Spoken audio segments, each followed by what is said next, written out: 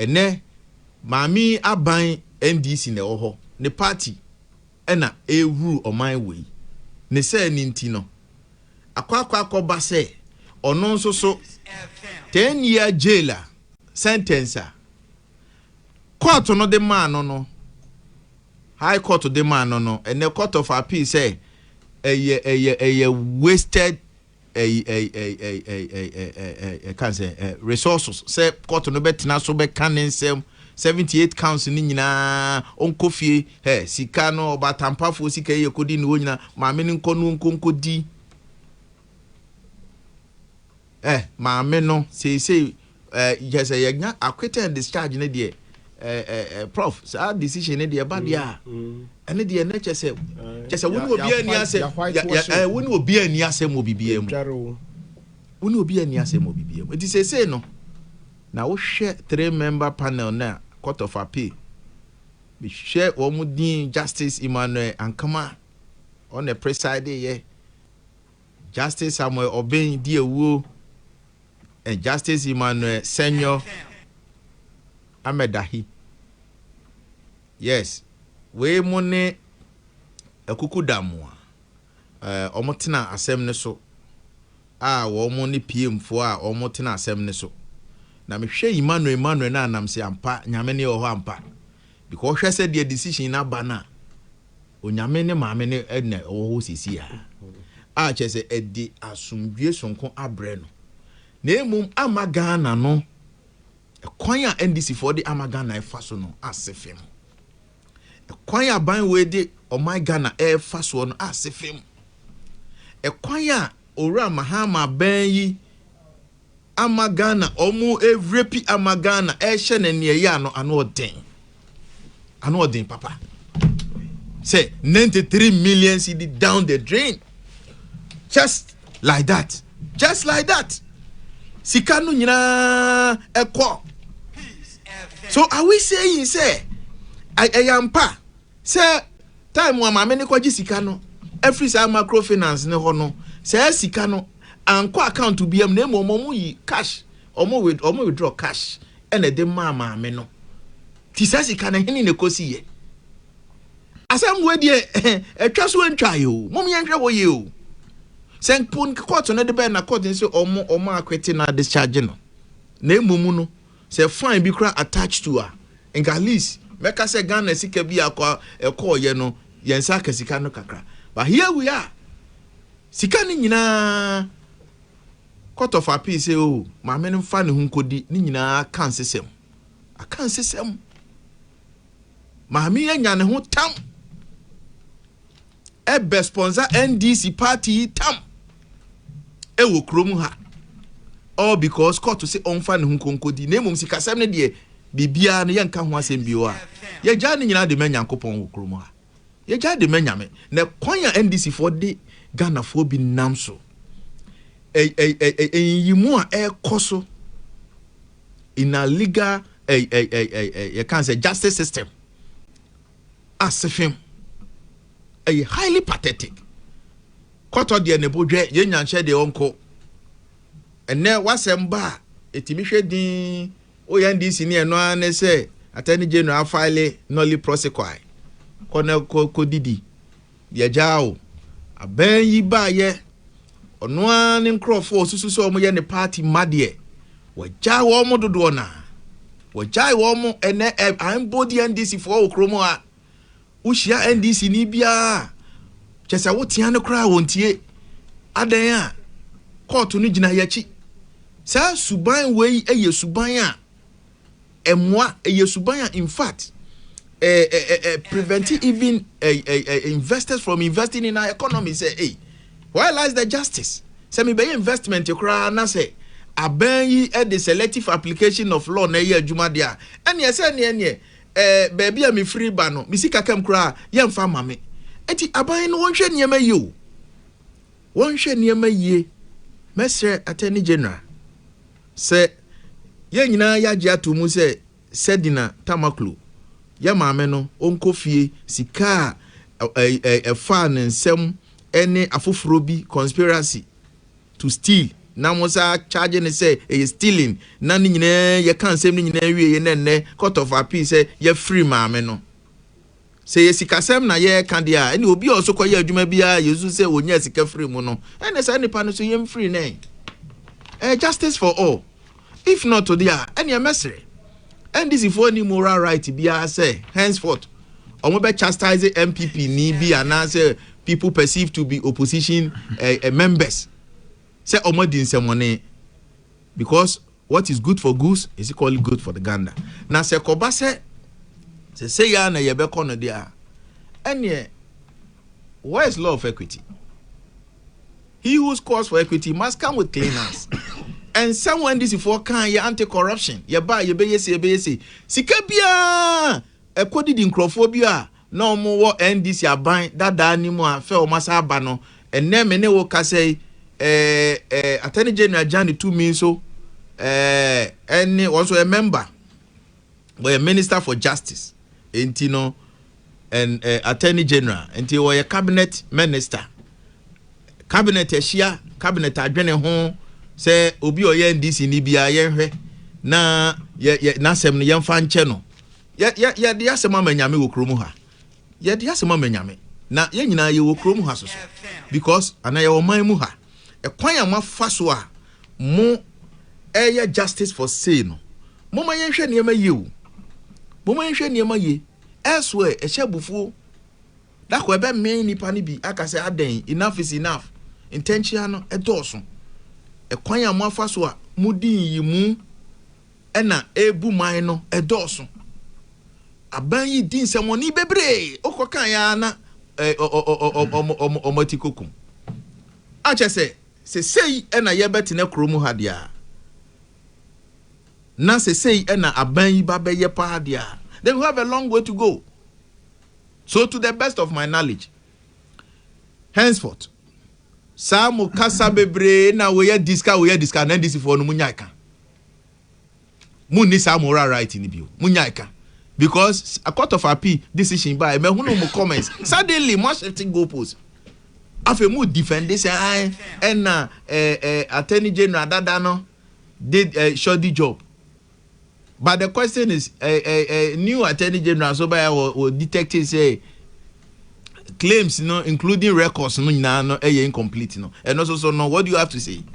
What do you have to say? And then people are just being hypocritical and pretentious in this country, especially NDC, because nyachun any ekwanya mo fasoa modi nipa bi e faso no. Ano den pastor TC akasima ba ko ne fa ano den nana yo and TikTok say ye profile oni ahwe account ye hwe account ye hwe ba bia wo free ba ye hwe previous post awaye wo ho a na ye send a message wo ho a na ye threat bi mu na wo ye bechew ni omojai NDC foi okay, I must say back could be boy be or do na no see flag bearer so Dr. Mama Dubo me or Cassetia no de bia Abrantie no o makochi or no just a more person more de equalize yen crofo na just adena is 10 against 1 muchi yen crofo do na mo ache mo de bako munya se su by tantai no mo pa mo de monchi yen kuje nyina engum mo arrest all of us. We are sick and tired of saying next week ye bechi we aden we are building a nation. We are building a country. Eti muma yenhwe niema ye. Power transient. NDC would never be in power forever. Eti se ne na President Kofoka was say power ye tricky. Because of say Ghana for to aba mamu. And almost 2 tests. I think they are even 2 tests. In parliament. Absolute majority. So now no what dreaming nyina no it's all about power and na mo ye de mo pe na me kan sa same way. Say Ghana for will regret giving absolute power to NDC. Shaniama Omodeba. Oman democracy, Myanmar democracy fapem.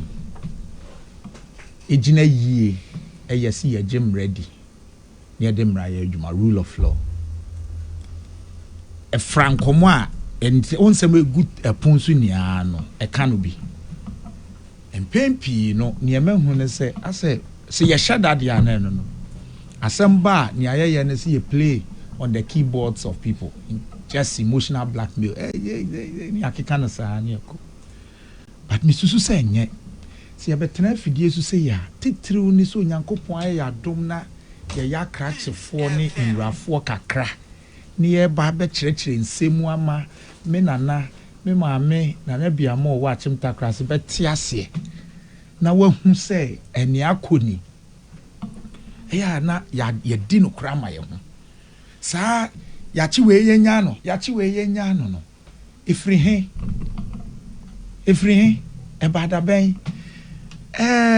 sa kasa nkofo ka eni ade da bia maka na afidie so and I'll repeat it because they keep doing it so much that there ye bra na na do danko Akufo-Addo as Attorney General e wo President Akufo-Addo so and no take steps immediately as after mobile power and no co repeal sections what young criminal code criminal libel and no repeal na na do danko Akufo-Addo ehun section 207 and 208 no I know a offensive conduct and then false publication but na do jawo ho wan fa no sanka mo MPP for kasa mo kenti and na men so me de na do abem no nya twom ne dawson na do a repeal criminal libel no oja section 207 air force publication your friend is saying offensive conduct and 208 na offensive conduct oja wo say yam fanya adwuma in fact ne peso ya chi nipa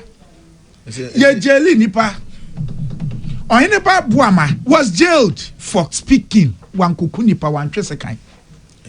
Oh please. Attorney General NAMRA, not Parliament. Collins. Yeah, you say wow. Okay. Why NAMRA? Mati. Council. Attorney General NAMRA. And then your Parliament dia Mati. Council. I will be so surprised. Say as a former member of Parliament, Obetra Kasa Attorney General NAMRA. LGBTQ na Attorney General impact. Mama kwai. Me say a state, you know, and now, so would, and you know this. Oh, this, we can't do this. State, and you know I know better. You know it, so stop it. State, you know, in PMP and sponsor bills. Okay? Of course, yeah, there is also the private member bill, but the state often, and the state sponsored the bill.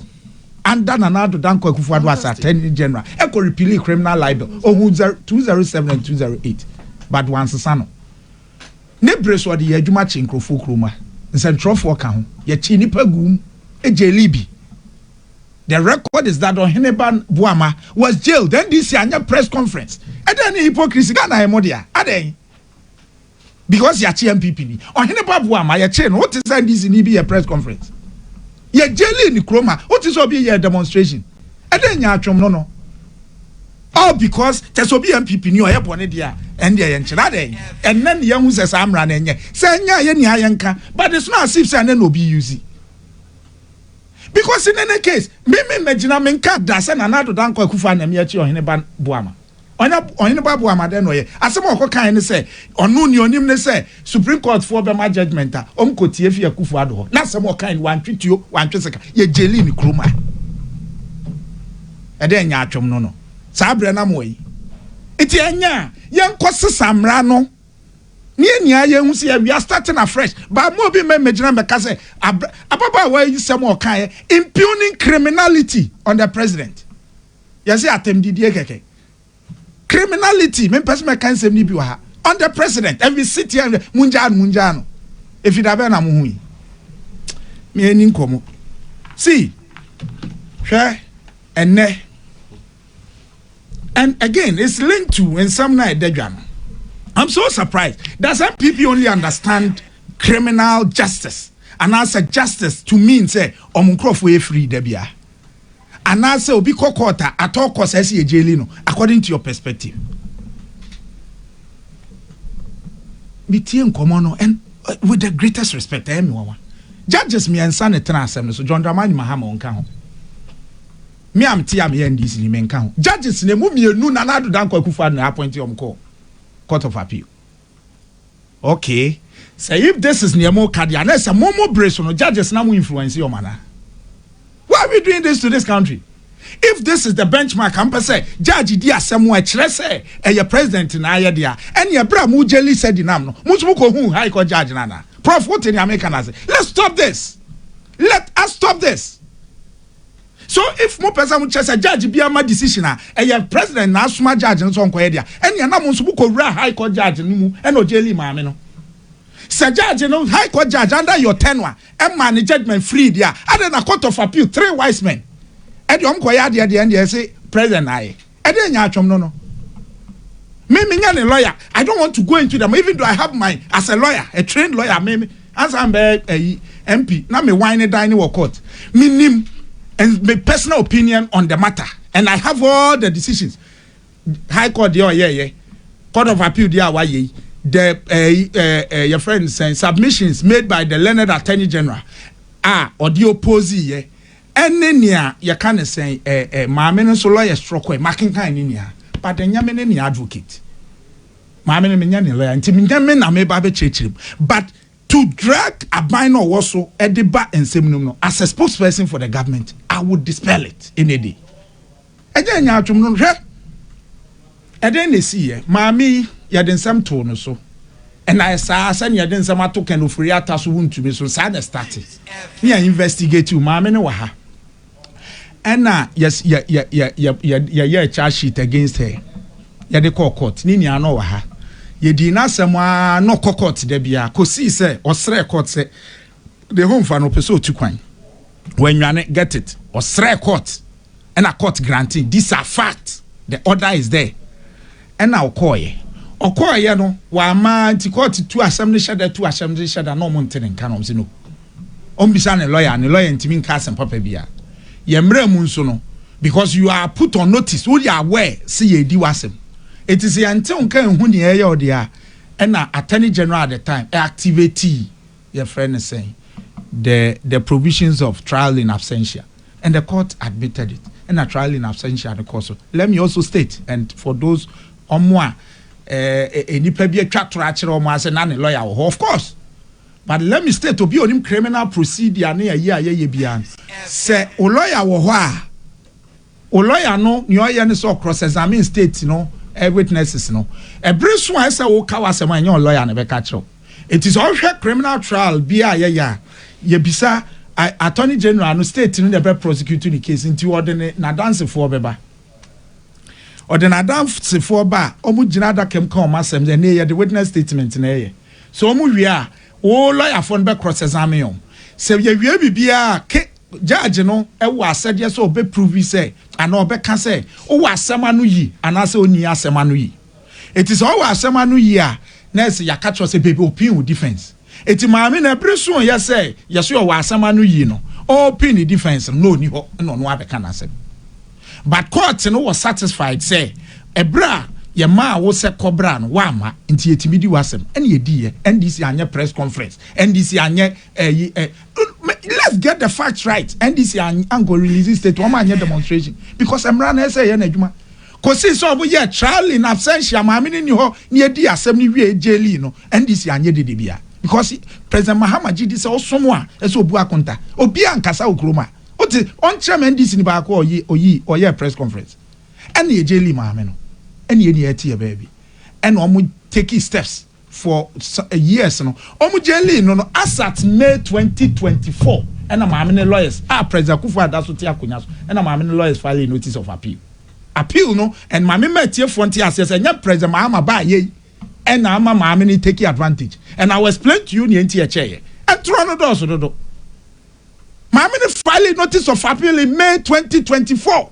And I Godfrey Damia Attorney General. And I'm so surprised. I mean, whose statement be a Godfrey Damia release it? Or see no name. In fact, so see no name that you will be the most incompetent Attorney General.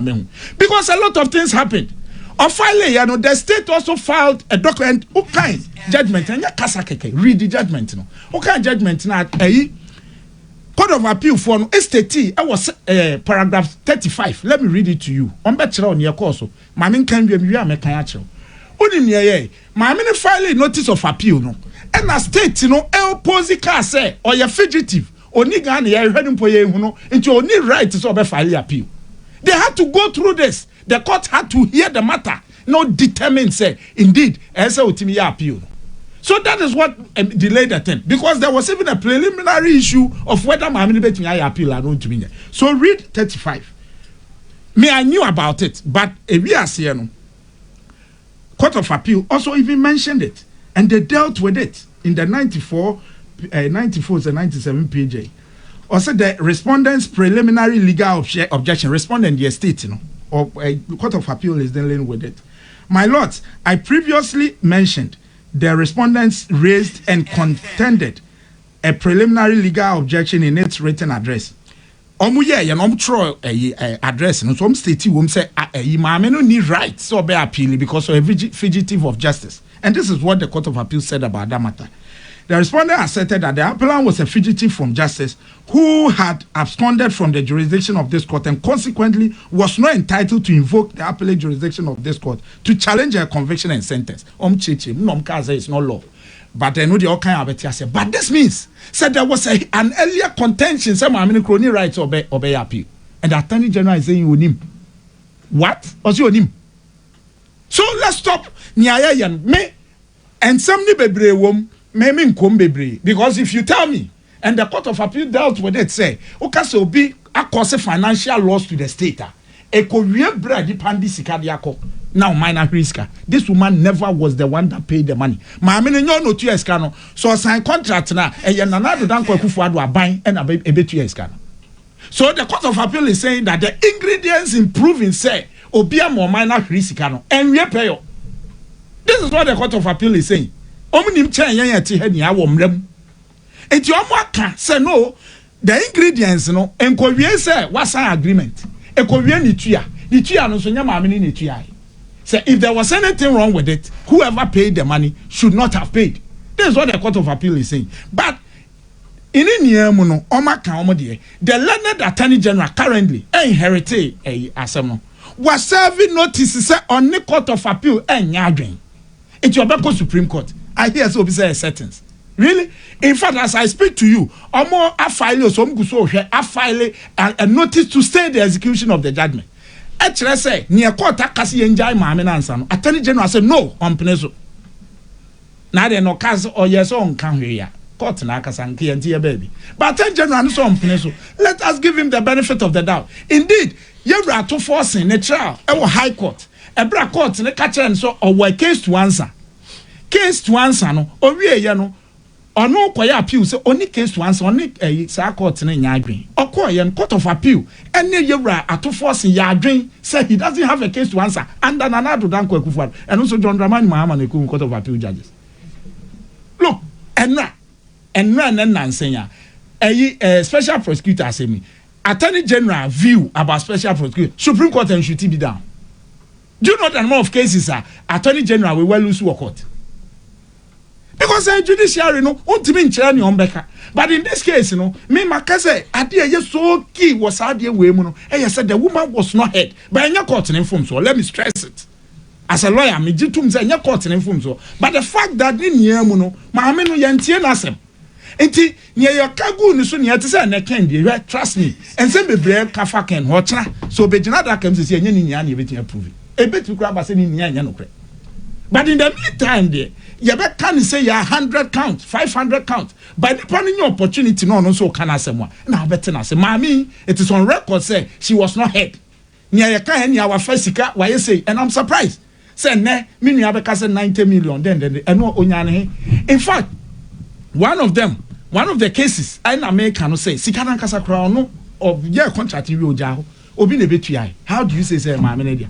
It is a Sikano, say no person or chess Sikano, Mamma and Afadia, and you could be sad you cheer Sikano, and you can furiata. And a fight. I've 2 minutes now, the man when I started. Where the audience area coming 2 minutes. So what I'm saying is that Yantias, yes, de Emran Etcher of mine. Say Obi and I say Court of Appeal, Crona and I won't to me, after you're convicted, no, or so your Emrano na juma. It is a one to me in TV. They are also a Court of Appeal. We wish him well. Maybe I said Court of and they have so much confidence or Court of Appeal. Musa want to be a bit free. and into Oma asesa grounds of appeal bebree de ko se court ne ya adwene agya na o mafi Cecilia da pass ya chi obi tum keke by the mere words and honorable te ha e ka say eyi wa fesika ka Cecilia da pan ko them 1000 years emra no nya sa na ya adwuma se nya obeka biara at the end of the day you have to prove it. The person will have his day in court.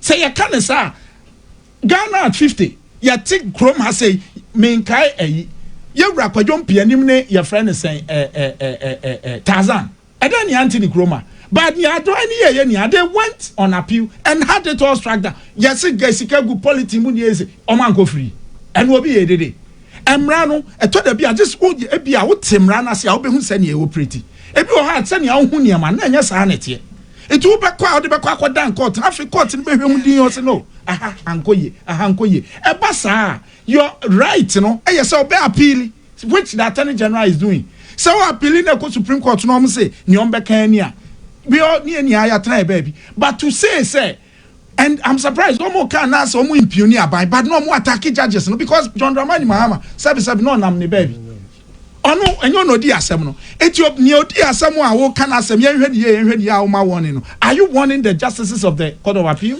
Mami fa the academy prof na yes sorry 8 ne apon 2 no grammar ne apon ai yapon say so amantem and never to David and some doors one where your preliminary you one David myself and Nadia my brother my neighbor Kofi Kumbilson catch and holiday it's more my Nadia my young adwuma we Mr.